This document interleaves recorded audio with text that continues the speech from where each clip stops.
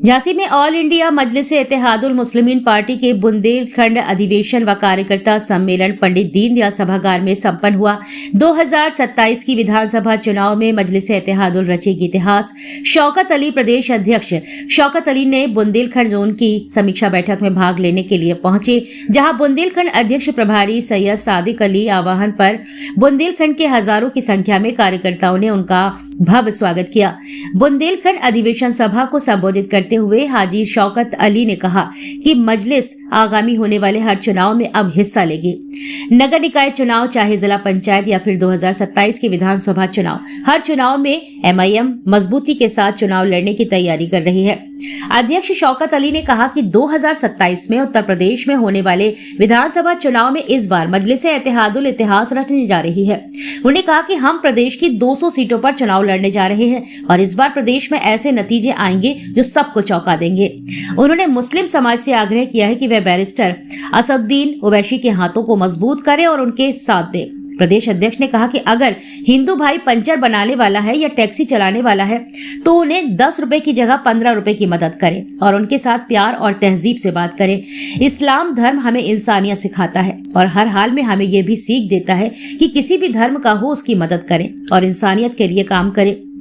प्रदेश प्रवक्ता पवन राव अंबेडकर, प्रदेश महासचिव सलमान मलिक, ST/SC प्रकोष्ठ के प्रदेश अध्यक्ष टीपी सिंह विशिष्ट अतिथि के तौर पे मौजूद रहे। इस मौके पर बुंदेलखंड के समस्त जिलाध्यक्ष, महानगर अध्यक्ष, विधानसभा अध्यक्ष और उनकी पूरी कार्यकारिणी मौजूद रही। इस मौके पर शेख अली कुरैशी, बुंदेलखंड सचिव कलाम कुरैशी, सैयद अदनान शेख, इमरान रजा, बुंदेलखंड मीडिया प्रभारी असलम खां, पार्टी के अमीर ललितपुर नवाब भाई, चित्रकूट शमशाद भाई, टावा प्यारे मियाँ, मैनपुरी कारी मुख्ताहिर, औरैया जब्बार खान, हमीरपुर अमजद मंसूरी, बबलू आजाद, बुंदेलखंड सादिक खान, शाहरुख खान, महासचिव इमरान खान रजा, डॉक्टर संजीव निरंजन, बॉबी सिद्दीकी, रियाज खान, नदीम रजा।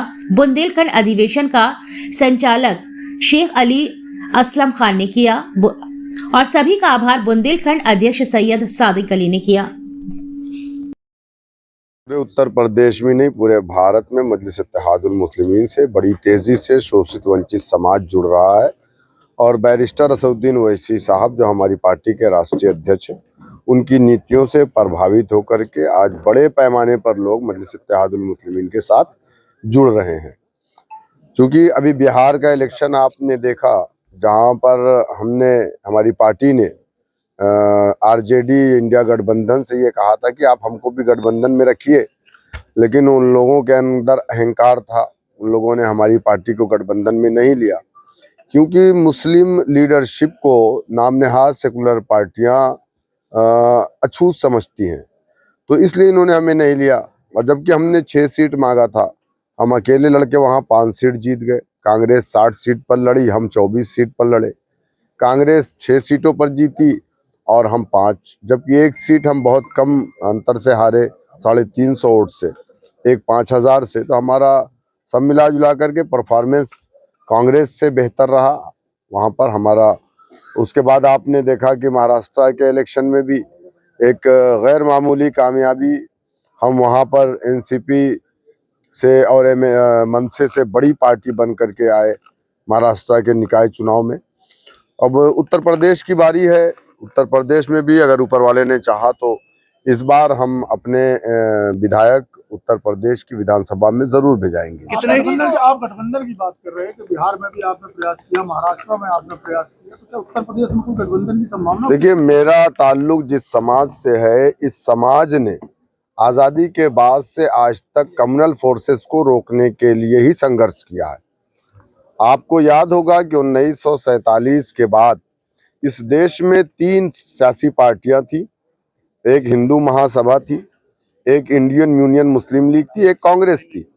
लेकिन मुसलमानों ने हिंदू महासभा मजबूत ना हो, इंडियन यूनियन मुस्लिम लीग को रिजेक्ट करके कांग्रेस को अपनी पार्टी माना था और कांग्रेस के साथ रहे।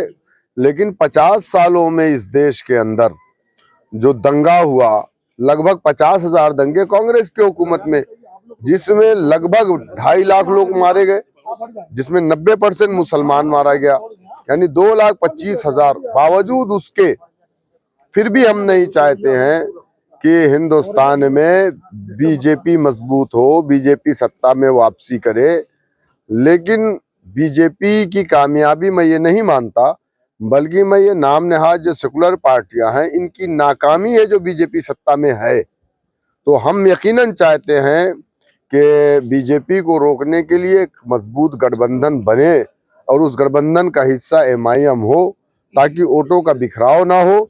वरना ये कल के हम पर इल्जाम लगाएंगे कि हमको चॉकलेट नहीं मिला एमआईएम वालों की वजह से। 3 विकल्प हैं, कांग्रेस, सपा और बसपा। किसके साथ जाना उचित समझेंगे? देखिए, सच्चाई तो ये है कि इस प्रदेश में ही नहीं बल्कि पूरे देश में दलित और मुस्लिम से अच्छा गठजोड़ हो ही नहीं सकता। और 20-20-40 होता है, जिस दिन हम मिल करके एक साथ चुनाव लड़ेंगे तो हम इस प्रदेश से भी बीजेपी को उखाड़ फेंकेंगे और देश से भी हम बीजेपी को उखाड़ फेंकेंगे। बिहार का जो आप लोग बहन जी से कोई बात चल रही है क्या? नहीं, अभी हमारी कोई बात नहीं चल रही है, बल्कि उनकी पार्टी के कई लोगों का मेरे पास फोन वगैरह आता है, तो उनके पार्टी के लोग भी चाहते हैं कि एमआईएम और बीएसपी का गठबंधन हो। यही एक नेचुरल अलायंस है प्रदेश में, इससे बड़ा कोई दूसरा गठबंधन नहीं सपा हो से सकता। गठबंधन क्यों नहीं होना चाहिए? देखिए, अखिलेश यादव ने और उनके चाचा शिवपाल जी ने तो कह दिया है कि हमें मुसलमानों की या एमआईएम की जरूरत नहीं है, तो हम तो अब कैसे उनसे बात करेंगे, कैसे बात करें। और दूसरी चीज ये है, मैं एक साफ तौर पे आपसे कह देना चाहूंगा कि समाजवादी पार्टी का जो यादव वोट है वो मुस्लिम कैंडिडेट पर ट्रांसफर नहीं होता। अगर आप पूरे प्रदेश में देखेंगे तो जो भी मुस्लिम एमएलए हैं वो जहां से जीत करके आए हैं वहां मुसलमान 40% है, 45% है, 62% है, 50% है। अगर अखिलेश यादव की पार्टी सेकुलर है और अखिलेश यादव सेकुलर है तो मैं कहूंगा कि एक मर्तबा आजम खान को मैनपुरी से चुनाव लड़ा के जिता दे। अखिलेश यादव के भाई जाकर के आजमगढ़ से चुनाव लड़ते हैं, मुसलमान वोट डाल के जिताता है। बदायूं से जाकर के चुनाव लड़ते हैं, उनके भाई एक चचाजाद शिवपाल जी के बेटे, मुसलमान वोट डाल करके जिताता है। मैनपुरी से एक मर्तबा आजम खान को जिता दे तो मैं समझूंगा कि समाजवादी पार्टी एक सेकुलर दल है और समाजवादी पार्टी का जो कोर वोटर यादव है वो समाजवादी पार्टी में है। अध्यक्ष जी, बिहार का आपने उदाहरण दिया है कि वहाँ का जो गठबंधन नहीं होना पाया था मुस्लिम वोट बैंक, तो जो मुस्लिम वोट बैंक के आधार पे जो पॉलिटिकल पार्टी राजनीति कर रही है उनसे आपका अब तक गठबंधन न होने के पीछे क्या वजह है? आपका फेलियर है या उनका फेलियर? कौन से मुस्लिम वोट के आधार पर?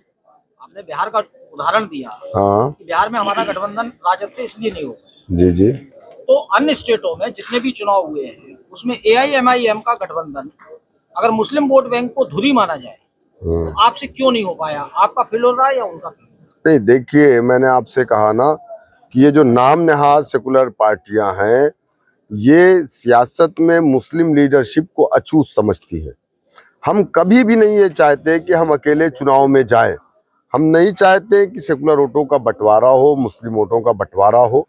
2022 में भी हमने पूरी कोशिश की थी, बिहार में हमारे अध्यक्ष अख्तरुल ईमान साहब ने पूरी कोशिश की थी, लेकिन इन लोगों ने हमें अपने गठबंधन में नहीं लिया।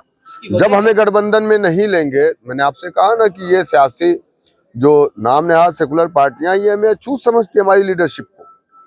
आप बताइए कि आप 4% वाले राजभर से आप गठबंधन कर लेते हैं, आप 11% वालों से गठबंधन कर लेते हैं, आप 2% वालों से गठबंधन, 20% जिस समाज की आबादी उत्तर प्रदेश में है उस समाज के नेता को आप अछूत समझते हैं, इसलिए आप हमसे गठबंधन नहीं कर रहे हैं।